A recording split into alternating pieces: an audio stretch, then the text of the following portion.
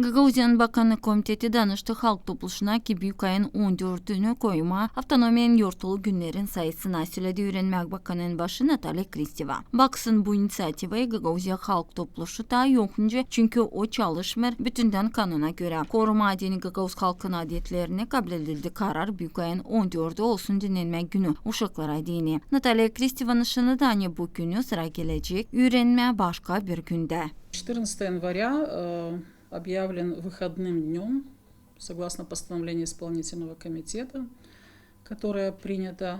Gagauzya Bakanlık Komiteti'nin kararına göre büyük ayın 14'ü sayılır dinlenme günü. Bakanlık Komiteti'nin yok hakkı ki kabul etmeye kararı hepsi avtonomiyanın yaşayanlarına dini. Onun için kabul edildi karar. Sadece uşaklar duracaklar evde ama bugünün derslerini başka günü yapacaklar. Öğreticiler de hep geçirecekler onlara beraber uşaklarla. Учителя также будут дистанционно работать и в последующем по возможности будут отрабатывать те уроки, которые были в этот день.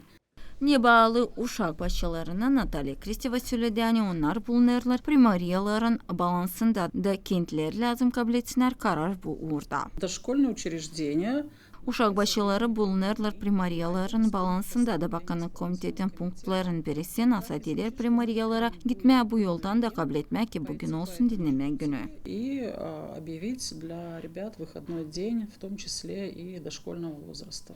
Büyük ayın 14'ü pravoslav insanları nişanlarlar Ay Vasili gününü ya da yeni yılı eskicesine. Yaşayanlar sayarlar, hani onlar lazım dinlensinler hem baksınlar adetlere.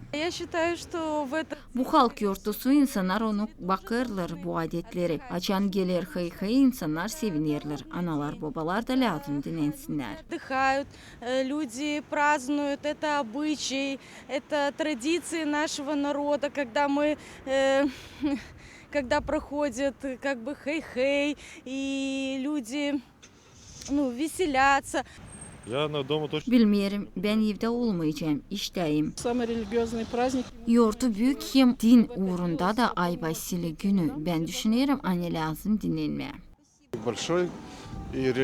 Bu bizim yortumuz. Ben düşünüyorum anne lazım olalım evde de dinlenelim. Zineda Kantar, Maya Sadovic, Sergey Georgiev, Alexey Gerchuk, RT Haberler.